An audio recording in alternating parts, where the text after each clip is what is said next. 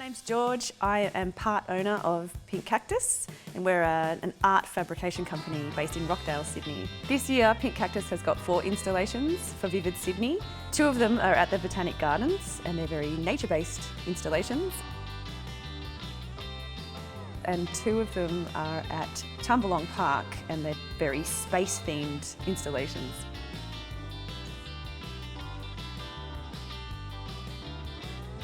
Essentially, Beetopia is a giant glowing native bee hotel. It's like a light box, and it's quite a magical object because there's giant bees all over it. And if you touch a bee, and you're welcome to touch it, you get a response of vibration, but you're allowed to feel the object as well. I've tried to make them, tactile and really interesting to touch. You can run your hand across the surface of the whole bee hotel. But not only that, I'm trying to excite other people's senses. So there's a soundscape within it, and it smells like honey. Like we've put honey smell all over it. I want to make people think. Like I want it to be interesting enough that people go, oh, what is this about? People close to me don't even realise that Australia has native bees. They just think bees are bees, and that's just not true.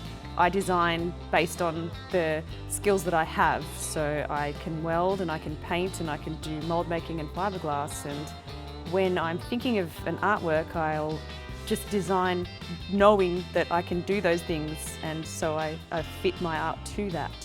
I designed it so it was in the scale of C minor, but a pentatonic scale, so no matter what you play, it sounded harmonious with each other. The more people play, the more fantastical the whole thing becomes. People really respond quite well to nature. I think that naturally I do design to a nature kind of theme quite often.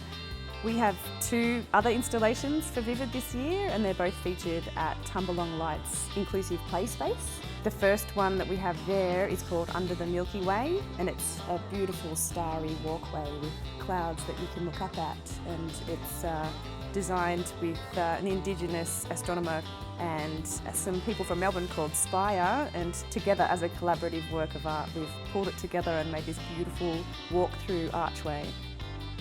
The other installation is called Spaceballs, and that is a giant 7.5 metre long, huge interactive marble run.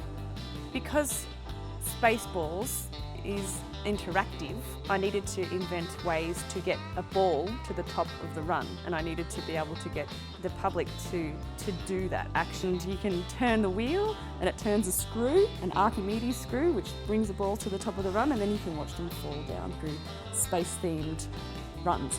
I engaged the principles of universal design, trying to make it really accessible and easy for anyone to use.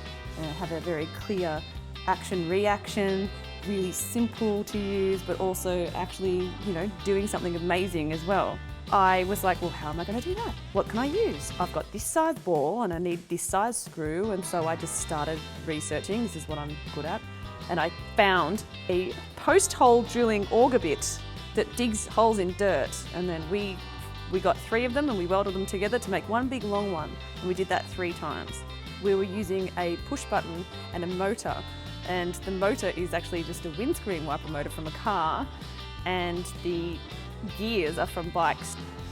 I probably have become even more playful than I ever was since becoming a mother, and just focusing on this play-based learning and just really enjoying seeing them thrive with play and just bringing it into my everyday life. But it just goes without saying, things should be playful, and things should be accessible, and things should be colourful, and things should be fun. Like, life should be fun. I do have wild ideas, but I do find myself just making giant toys all the time in my head.